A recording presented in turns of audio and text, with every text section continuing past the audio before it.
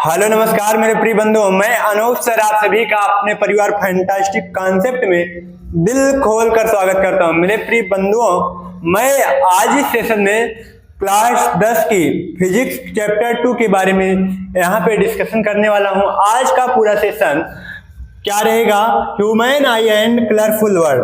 आज का जो दूसरा टॉपिक है हमारा कक्षा 10 फिजिक्स का दूसरा टॉपिक है मानव नेत्र तथा रंग बिरंगा संसार, जो कि मेरे प्रिय साथियों एक बोर्ड एग्जाम की दृष्टि से जो आपके बहुविकल्पी क्वेश्चंस आते हैं वो गलत हो जाते हैं, जबकि लॉन्ग आंसर टाइप क्वेश्चन गलत नहीं होते हैं। आइए हम बात करते हैं, जैसा कि यहाँ पे आपको दिख रहा है यूपी बोर्ड एग्जाम 2025 की चर्चा हम लोग कर रहे हैं। हम लोग प्रिपरेशन कर रहे हैं 2025 की। मेरे प्रिय साथियों, हमारा जो टारगेट है हमने आपको बता रखा है कि हम साइंस में कितना स्कोर करने वाले हैं भाई, 95 का स्कोर करने वाले हैं। इसके लिए आपको मेरे साथ लगना होगा। मैं आपके लिए हमेशा तत्पर हूं, इसलिए आप मेरा साथ दीजिए, मैं आपका साथ दूंगा। एक दूसरे के साथ को लेकर हम लोग बहुत आगे तक जाने वाले हैं। इसलिए आप जिस तरह से आप इस चैनल का सपोर्ट कर रहे हैं, आज जिस तरह से इस चैनल को प्यार दे रहे हैं मेरे प्रिय साथी, बहुत जल्द ही आपके साथ हम लाइव जुड़ सकते हैं। तो इसीलिए मेरे प्रिय साथियों, अपने प्यार को कभी कम नहीं कीजिएगा और हम उम्मीद करते हैं कि अगर आपने अपनी जिम्मेदारी पूरे तरीके से निभाई तो आपका जो स्कोर हमने सोचा है वो कंप्लीट हो ही जाएगा। तो यहाँ पे प्रिय बंधु, यहाँ पे हम आज क्या कवर करने वाले हैं? Human I and colourful world में हम क्या पढ़ने वाले हैं? महत्वपूर्ण बहुविकल्पीय प्रश्न को पढ़ने वाले हैं। आइए भैया हम समय को ना वेस्ट करते हुए अपने क्वेश्चन की ओर बढ़ते हैं। जैसा कि यहाँ पे पहला क्वेश्चन आपको लिखा मिल जाएगा, निकट दृष्टि दोष के निवारण के लिए व्यक्ति को ... का चश्मा प्रयुक्त करना चाहिए। आपको ऑप्शन में लिखा मिल गया है अवतल लेंस, अवतल दर्पण, अवतल लेंस, उत्तल दर्पण।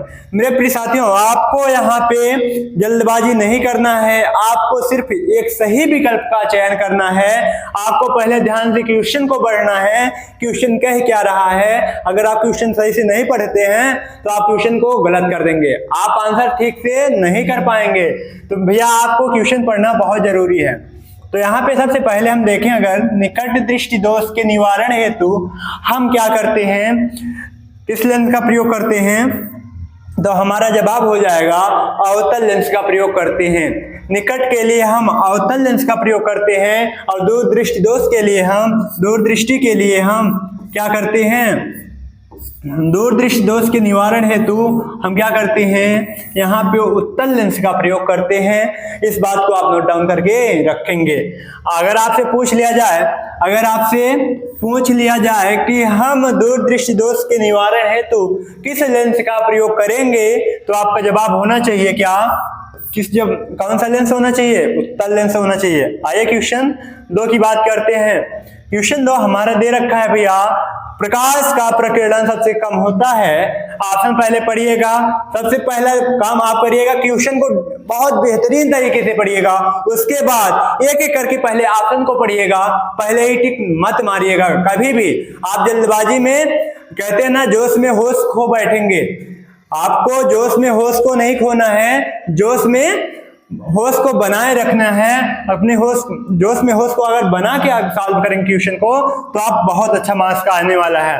तो यहाँ पे अगर आप देखें भैया, प्रकाश का प्रकीर्णन सबसे कम होता है तो किसमें होता है बताइए? लाल रंग के लिए, पीले रंग के लिए, हरे रंग के लिए, नीले रंग के लिए। तो आपका ऑप्शन हो जाएगा न तो पीले रंग के लिए, न तो हरे रंग के लिए, न तो नीले रंग के लिए।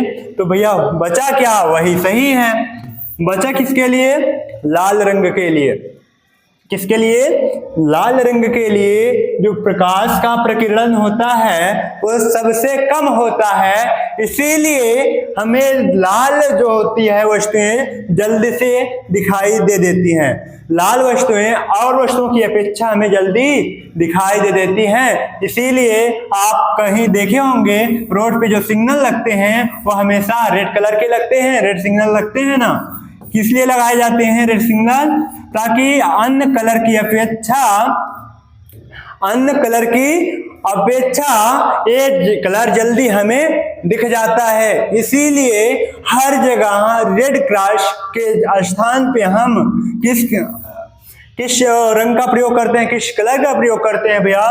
तो रंग होता है लाल रंग होता है। कौन सा रंग होता है? लाल रंग होता है। आइए क्वेश्चन नंबर 3 की बात करते हैं। क्वेश्चन नंबर 3 मेरा क्या दे रखा है?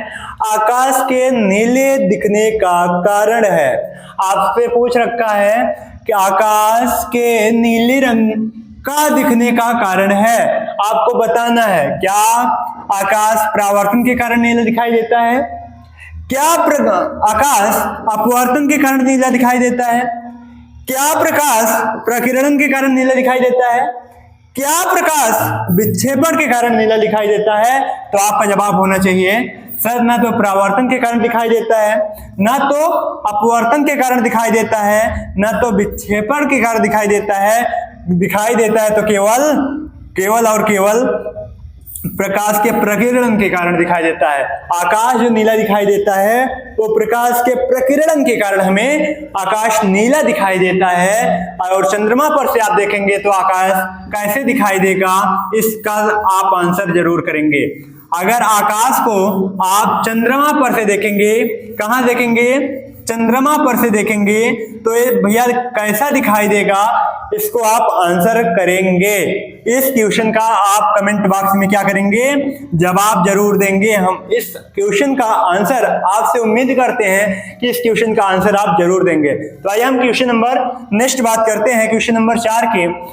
आइए बात करते हैं क्वेश्चन नंबर 4 की। तो यहाँ पे लिखा मिल जाएगा, स्वस्थ आंख के लिए स्पष्ट दृष्टि की न्यूनतम दूरी होती है। तो आपको बताना है स्पष्ट दृष्टि की जो न्यूनतम दूरी होती है वो कितनी होती है। आपको आंसर बताना है। क्या 25 सेंटीमीटर होती है? क्या 50 सेंटीमीटर होती है? क्या 100 सेंटीमीटर होती है? क्या अनंत पर होती है? तो आपको जवाब देना है। आपका जवाब जो बन जाएगा वो बन जाएगा कितना? 25 सेंटीमीटर। एक स्वस्थ मनुष्य की स्पष्ट दृष्टि की न्यूनतम दूरी जो होती है भैया वो कितनी होती है? 25 centimetre. Option number A is the correct answer. Option number A is the correct answer. Option number पहला क्या हो जाएगा? बिल्कुल सही आंसर हो जाएगा। अब हम क्वेश्चन नंबर 5 की बात करते हैं। तो यहाँ पे क्वेश्चन नंबर 5 लिखा मिल जाता है मेरे प्रिय बंधुओं कि मानव नेत्र द्वारा किसी वस्तु का प्रतिबिंब बनता है। आपसे पूछा है, 4 ऑप्शन दे रखा है, आपको बताना है।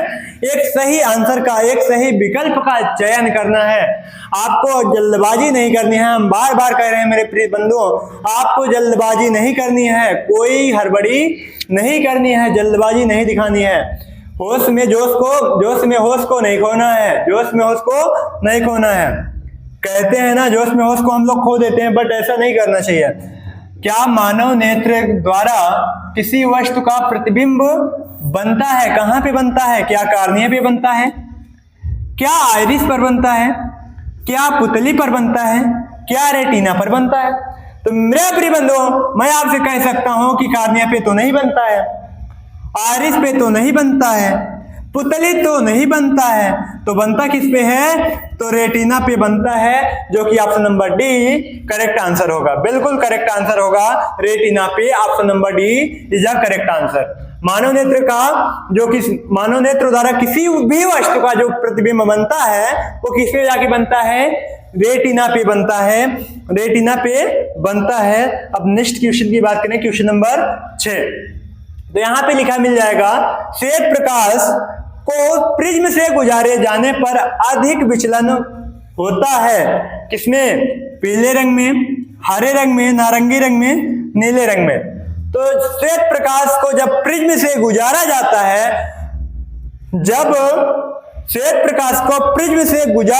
है, तो सबसे अधिक विचलन किसमें होता है? तो पीले में तो नहीं होता है बिल्कुल, हरे में भी नहीं होता है, नारंगी में भी नहीं होता है। जो बच गया वो आंसर हो जाएगा, अर्थात नीले में सही इसका आंसर होगा नीला रंग। जब श्वेत प्रकाश को हम किसी प्रिज्म से गुजारेंगे तो उसका अधिक विचलन किसका होगा? तो पीले रंग का होगा। पीले रंग का अधिक विचलन होता है। तो यहाँ पे पीले रंग का सबसे क्या हो जाएगा? अधिक विचलन हो जाएगा। इसलिए ऑप्शन नंबर डी क्या हो जाएगा? बिल्कुल करेक्ट आंसर हो जाएगा आपका। तो मेरे प्रिय बंधु, यहाँ पे आपको घबराने की बात नहीं है, यहाँ पे हड़बड़ाने की बात नहीं है। हर एक क्वेश्चन को ध्यान से करिएगा, आपको घबराने की बात नहीं। हम पूरा एक एक टॉपिक का बहुविकल्पी क्वेश्चन पहले कराने के बाद पूरे लॉन्ग आंसर टाइप क्वेश्चन को करा दूंगा। आप बस हमारे साथ जुड़े रहिए, उसके बाद हमारे चैनल का सपोर्ट करते रहिए, अपने प्यार को बनाए रखिए और अपने साथियों तक इस वीडियो को शेयर करते रहिएगा। आप कमेंट में बताइएगा कि अगर कोई कंफ्यूजन हो तो उसे कमेंट में जरूर लिखिएगा मेरे प्रिय बंधु। यहाँ पे आपको लिखा मिल जाएगा प्रश्न 7। प्रश्न 7 में लिखा मिल जाएगा नेत्र लेंस होता है। यहाँ पे आपको लिखा मिल रहा है नेत्र लेंस होता है। नेत्र लेंस में कौन सा लेंस लगा होता है भैया? उत्तल लेंस लगा होता है क्या अवतल लेंस लगा होता है? या फिर उत्तल या फिर अवतल? कौन सा लेंस लगा होता है? या फिर इनमें से कोई नहीं लगा होता है, जिसको कहते हैं NOT none of these. None of these अर्थात कहने का मतलब मेरे प्रिय बंधुओं, अर्थात अवतल लेंस तो नहीं होता है। अवतल लेंस जहां दिखेगा वो तो होगा नहीं, इनमें से तो कोई ना कोई होगा भाई। इनमें से कोई नहीं तो बिल्कुल गलत हो जाएगा। जो बच जाएगा वो ऑप्शन नंबर ए बच जाएगा, जो कि होता है उत्तल लेंस होता है। उत्तल लेंस अर्थात अगर कोई आपसे पूछ ले कि भैया आपकी आंख में जो लेंस लगा होता है वो कौन सा लेंस होता है, तो मेरे प्रिय बंधुओं, मेरे प्रिय विद्यार्थियों, यहाँ पे आपको तुरंत आंसर कर देना है। तुरंत आंसर करिएगा उत्तल लेंस। कौन सा लेंस करेंगे? उत्तल लेंस करेंगे कि हमारे जो आंख में जो लेंस लगा हुआ है भैया वो उत्तल लेंस लगा होता है। इसलिए आपको घबराने की हड़बड़ाने की कोई बात नहीं, कोई जरूरत यहाँ पे नहीं है। नेक्स्ट बात करते हैं क्वेश्चन नंबर 8 की। तो यहाँ पे आप जल्दबाजी नहीं करिएगा। अगर आपको क्वेश्चन का आंसर पता है तो आप इस क्वेश्चन का आंसर कमेंट बॉक्स में कर भी सकते हैं मेरे प्रिय बंधु। इसको आप देखिए क्वेश्चन नंबर 8, प्रश्न संख्या 8 को देखिएगा। श्वेत प्रकाश की किरण के प्रिज्म से गुजरने पर किस रंग के लिए न्यूनतम विचलन होता है? आपसे पूछा क्या है? क्वेश्चन को आप ध्यान से पढ़िएगा। ये क्वेश्चन दोबारा आया ना, जब किसी प्रकाश की किरण को हम प्रिज्म से गुजारते हैं तो किस रंग का विचलन न्यूनतम होता है? इसके पहले आया था क्या? इसके पहले क्या आया था? अधिकतम आया था। ध्यान से पढ़िएगा क्वेश्चन को। इसके पहले क्या आया था भैया? अधिकतम पूछा था। अब क्या पूछ रखा है? न्यूनतम माने कम, अधिकतम माने अधिक या तो फिर ज्यादा। अधिकतम माने अधिक या फिर ज्यादा, न्यूनतम माने कम, अधिकतम माने अधिक या फिर ज्यादा। अब यहां पे देखिएगा भैया, कह रहा है क्या लाल रंग के लिए होता है, क्या हरे रंग के लिए होता है, क्या नीले रंग के लिए होता है, क्या पीले रंग के लिए होता है? क्या होता है? न्यूनतम विचलन। जब किसी प्रकाश की किरण को हम प्रिज्म से गुजारते हैं तो किसका न्यूनतम विचलन होता है? किस रंग का? तो पीले रंग का होता नहीं है, नीले रंग का तो सबसे ज्यादा होता है, हरे रंग का तो होता नहीं है। अर्थात तो होता किसका है? लाल रंग का। जो लाल रंग का न्यूनतम विचलन होता है, सबसे कम विचलन होता है, इसलिए हमने बता रखा है यहाँ पे इसी का होता है। न्यूनतम विचलन होगा। अगर न्यूनतम विचलन होगा भैया तो हम क्या करेंगे? ये किरणें ज्यादा फैलती नहीं है, हमको दूर तक स्पष्ट दिखाई दे देती हैं। हम किसी वस्तु को दूर से ही पहचान जाते हैं कि वहां पे कोई ना कोई दुर्घटना घटने वाली है। रेड जोन का वहां से इस्तेमाल किया जाता है। वहां पे देखिएगा लाल बत्ती लगा दी जाती है, रेड क्रॉस लगा दिया जाता है, जिसको हम लोग कहते हैं रेड सिग्नल भी कहते हैं। रेड क्रॉस लगा दिया जाता है। रेड क्रॉस लगाने का मतलब यही होता है कि आगे दुर्घटना बहुल क्षेत्र है, आप आगे, या तो लिखा रहता है प्रवेश वर्जित है, यानी मतलब ऐसा करके कहीं ना कहीं आपको लिखा मिल जाएगा। अब क्वेश्चन नंबर हम नेक्स्ट बात करते हैं भैया। क्वेश्चन नंबर नेक्स्ट मेरा क्या है? प्रश्न संख्या 9, दूरदृष्टि दोष को दूरदृष्टि को अन्य नाम से जाना जाता है। दूरदृष्टि को किस अन्य नाम से जाना जाता है, उस नाम को आपको बताना है। उस नाम को आपको बताना है। क्या दीर्घ दृष्टि दोष को जाना जाता है, सॉरी दूरदृष्टि दोष को क्या दीर्घ दृष्टि के नाम से जाना जाता है? क्या मायोपिया के नाम से जाना जाता है? क्या मोतियाबिंद के नाम से जाना जाता है? कि प्रेसबायोपिया के नाम से जाना जाता है? तो मेरे प्रिय बंधुओं, न तो प्रेसबायोपिया के नाम से जाना जाता है, न मोतियाबिंद के नाम से जाना जाता है, न मायोपिया के नाम से जाना जाता है। दूरदृष्टि का मतलब होता है, दूर माने दूरी, मतलब क्या होगी, वो दीर्घ होगी, वो बड़ी होगी, अर्थात दूरदृष्टि का सीधा संबंध दीर्घ दृष्टि से होगा, अर्थात option number A correct answer होगा। ऑप्शन नंबर ए क्या होगा, बिल्कुल करेक्ट आंसर होगा। इसलिए आपको घबराने की जरूरत नहीं है। आइए क्वेश्चन नंबर नेक्स्ट की बात करते हैं। क्वेश्चन नंबर नेक्स्ट आपको बताना है, सूर्य श्वेताभ प्रतीत होता है। सूर्य श्वेताभ प्रतीत होता है। श्वेताभ का मतलब होता है सफेद रंग का। क्या होता है? सफेद रंग का। क्या होता है भैया यहाँ पे? सफेद रंग का। किस रंग का? सफेद रंग का।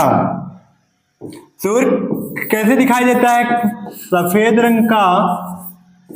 कब प्रतीत होता है? सूर्य श्वेताभ प्रतीत होता है। सूर्य श्वेत मतलब सफेद कब प्रतीत होता है? सूर्योदय के काफी पूर्व, सूर्य निकलने के काफी पहले पूछा है? बिल्कुल नहीं। सूर्योदय एवं सूर्यास्त के समय नहीं भैया, श्वेताभ नहीं दिखाई देता, लाल दिखाई देता है। कैसे दिखाई देता है? लाल। क्या दोपहर के समय? क्या दोपहर के समय दिखाई देता है? क्या दोपहर के समय दिखाई देता है? जी बिल्कुल, जी बिल्कुल दिखाई देता है दोपहर के समय। जी बिल्कुल, ऑप्शन नंबर सी क्या हो जाएगा? करेक्ट आंसर हो जाएगा। कह रहा है क्या? सूर्यास्त के बाद दिखाई देता है। तो मेरे प्रिय बंधुओं, आपने देखा होगा सूर्यास्त के बाद वहां पे हल्का सा रेड कलर का आपको दिखने को मिलेगा। तो मेरे प्रिय बंधुओं, मैं उम्मीद करता हूं कि ये क्लास आपको पसंद आई होगी। इसमें बहुत सारे क्वेश्चन आपको आते भी होंगे, बहुत सारे क्वेश्चन ऐसे भी होंगे जो आपको नहीं आते होंगे। मैं उम्मीद करता हूं अब आपसे क्वेश्चन हमने जो पूछा है, मैं उम्मीद करता हूं उस क्वेश्चन का आप जवाब देंगे वहां पे कि चंद्रमा से देखने पर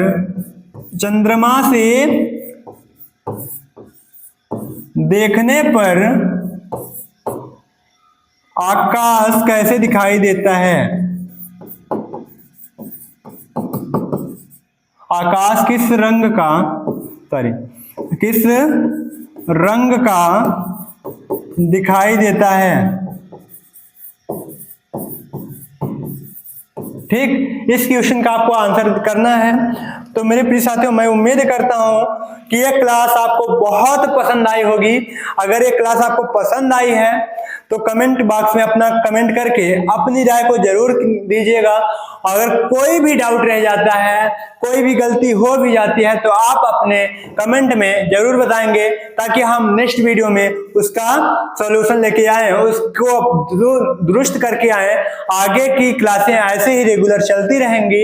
आप हमारे चैनल पे अगर पहली बार आए हैं, पहली बार विजिट किए हैं, तो आप चैनल को सब्सक्राइब करें, लाइक करें और अपने मित्रों के साथ, अपने दोस्तों के साथ, अपने प्यारे बहनों के साथ जरूर शेयर कीजिएगा। मेरी जो प्यारी बहनें हैं, मेरे जो छोटे भाई बहन हैं, मैं उनकी तैयारी को इस प्रकार से कराना चाहता हूं कि अगर वो बोर्ड परीक्षा में जब बैठे तो उनका जो मनोबल हो इस प्रकार से उठा होना चाहिए, ना कि ऐसे झुरा के बैठा होना चाहिए। जब वो पेपर को देखें उनको लगना चाहिए कि हाँ, मैं इसके काबिल हूं, मैं इसको तुरंत कर सकता हूं, मुझे इसके जाने की जरूरत नहीं है। क्योंकि मेरा छोटा भाई है ना, वो बहुत उम्मीद के साथ पढ़ाता था कि मेरे छोटे भाई बहन हैं, वो पढ़ेंगे, बहुत आगे जाएंगे। तो मेरे प्रिय साथियों, आप लोग इस चैनल का सपोर्ट कीजिए। बहुत सारे प्यार जो दे रहे हैं उसके लिए मैं आभार व्यक्त करता हूं, दिल से आभार व्यक्त करता हूं। मैं दिल से आपका आभारी हूं इतना प्यार देने के लिए। तो मेरे प्रिय बंधु, जिस प्रकार 3 अक्टूबर को नवरात्रि लग रही है, जैसे कि आपको नहीं पता है तो मैं बता दूं, 3 अक्टूबर को सर्दी नवरात्रि लग रही है।